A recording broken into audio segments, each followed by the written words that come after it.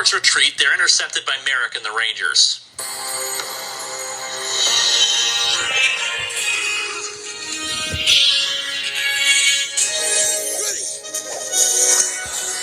Wild access.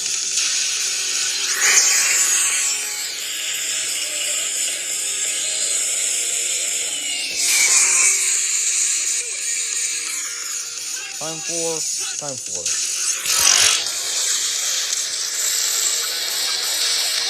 Quantum power!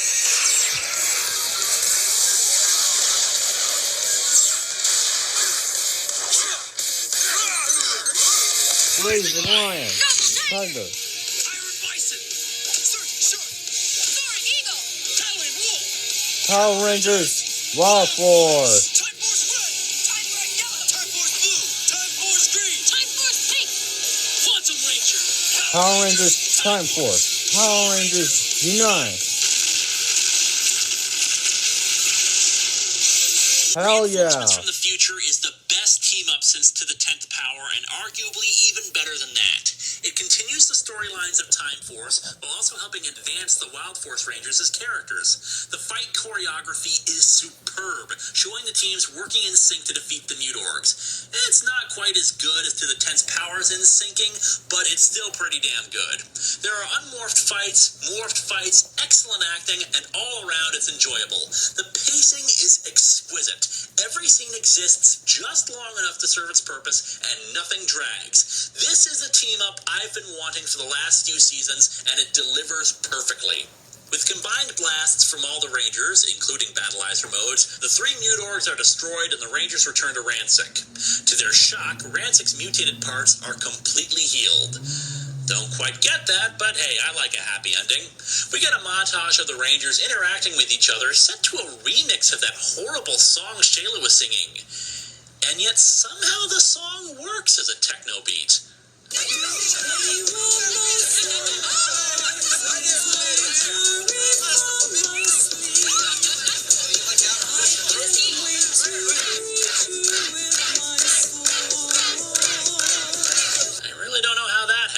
Maybe it's because the lyrics are more incomprehensible, so they don't sound as awful, but it really honestly works, and kudos to the show for putting in tiny nods to Time Force, like Katie arm wrestling and Lucas and Nadira hooking up. If I only had one complaint, it's that they don't use Time Force's theme song when they morph, and that's a pretty minor complaint considering the instrumental Wild Force theme has enough energy for both teams. Following the team-up, Toxica and Jindrax head to a desert to locate an object to help stop the fake Master Org. Speaking of, Master Org swears that if he's going down, he's taking the Rangers with him. Alyssa sees a news report that Dr. Adler, the scientist who was with Cole's parents, has been located and brought to a hospital. However, when they go to see him, he takes the Rangers prisoner. He reveals himself as Master Org and reveals that he killed Cole's parents. I finished off your parents. And I enjoyed every single minute of it. They begged me for mercy, so I gave it to them. I ended their worthless existence quickly. He further explains that while they were once his friends, he fell in love with Cole's mother. We worked together, day and night, trying to prove the existence of Animaria. We were a team. We were all going to the top together. But as time passed, I grew to love your mother. And I know she shared my feelings as well. Dr. Adler, so things would have been perfect. I have something I'd like to talk to you about. But first, look! Richard proposed. Isn't it great? Except we're getting married. Your father hadn't dared to see me succeed in anything, even love. So he stole her away from me. We did it. We got the grant. He betrayed me. He stole my one and only love. Oh, we're finally going to prove once and for all that Animaria really did exist. But that's not all he stole. He stole my chance at a family. Yeah, Master Org's a bit of a psycho. It's not helped that reporters want to talk to Cole's father and not him. He grew to hate them, and during the expedition, they located the remnants of the original Master Org. He says he's going to destroy them, but instead he consumed the remains and became Master Org himself. Cole gets knocked around by Master Org, just getting slammed into pipes. Seriously, ouch. Toxica and Gindrax, meanwhile, locate an ancient orc general and reawaken it. After getting beaten up a bit, Cole ramps up the hamminess. I swore with my life to protect all of nature. I'm a guardian of the earth! However, his overacting pays off by kicking Master Org in the face and morphing.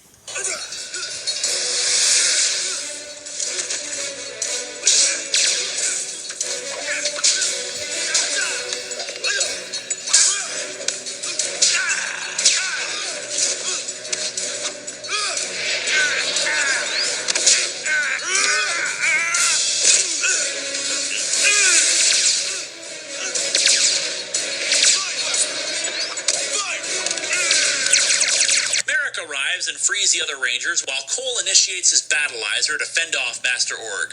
He absorbs one of Master Org's blasts and sends it right back at him, forcing him to revert back to Dr. Adler. He tries in vain to use his abilities, but Cole says it's time for them to go. Master Org wants to know why he won't finish him off, but Cole says that all the time Adler spent seeking revenge poisoned him, and he refuses to take the same path. Master Org crawls through the desert before running into the two Duke Orgs and their new master, Mandalok, an Org with two personalities, one male and one female, coexisting within it. They shove him off a cliff, but at the end of the episode, a horn grows from his forehead and his eyes open. Mandalok is brought back to Master Org's old chamber, seeing that Master Org, in a rampage, destroyed all the other General Org statues, meaning that it's the last one. Mandalok isn't interesting as a villain at all. All it does is want to eat buildings and pollution. There's also a plot point involving a little kid named Kite. It's absolutely stupid, except for the fact that it turns out that the kid is, in fact, the reincarnated form of Animus, who is made up of 5 other Wild Zords. What's especially annoying about this is that before they discover he's Animus, he starts ranting about humanity polluting crap, the ozone layer, the environment, blah, blah, blah. The ozone's gone, toxic waste is being dumped everywhere, animals are getting sick, and the environment's being ruined. Why are humans doing this? People don't mean to destroy nature. It just happens with progress. The Power Rangers fight to protect the Earth, but humans are the ones destroying nature. Be quiet. A kid shouldn't talk like that. It doesn't matter whether you're a kid or an adult. This is important. Protecting the Earth is important. When Animus finally comes out of the preachy little dumbass, he says this. I do not fight for the orcs, but I will not fight for the humans either. And he takes the Wild Zords away from the Rangers, saying that humans don't deserve to inherit the Earth because of the ways they've treated the Earth. And then this happens.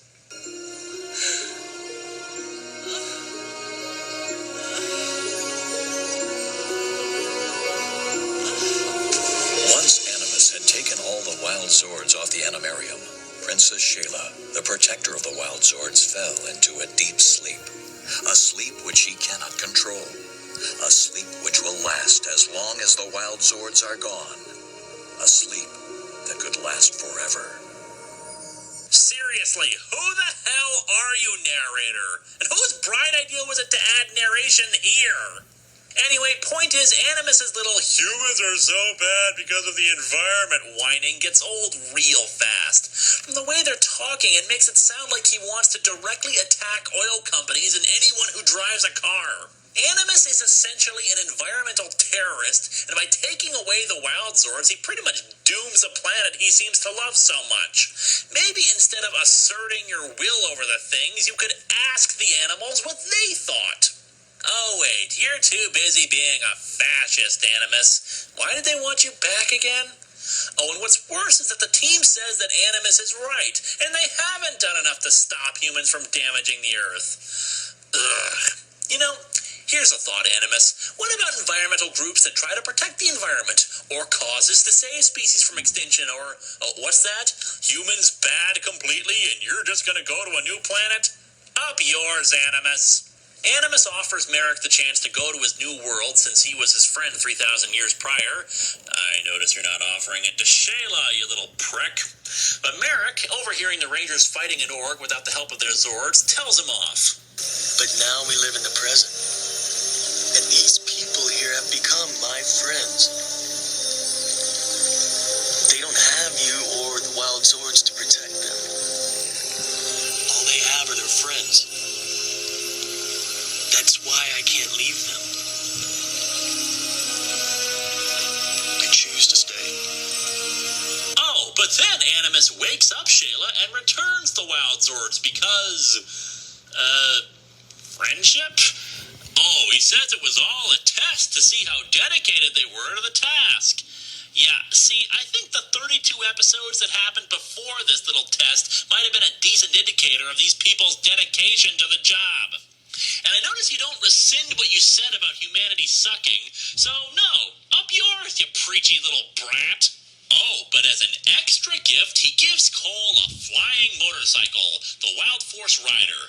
I'll get into that later. Animus leaves, saying he isn't needed now that the Rangers are truly dedicated to their task, blah, blah, blah. But this Animus crap isn't what you all want me to talk about, is it? No, there's something that people have been asking me if I'll cover or not, making me scratch my head about why exactly they think I would leave it out of these videos. And that, of course, is this. Excuse me. Cole Evans? Cole Evans, Red Wild Force Ranger? How do you know who I am? I'm Carter Grayson, Lightspeed Rescue. Red Ranger.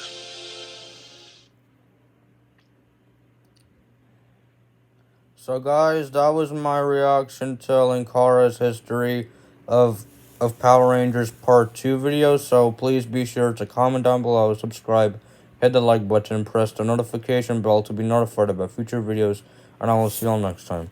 Bye.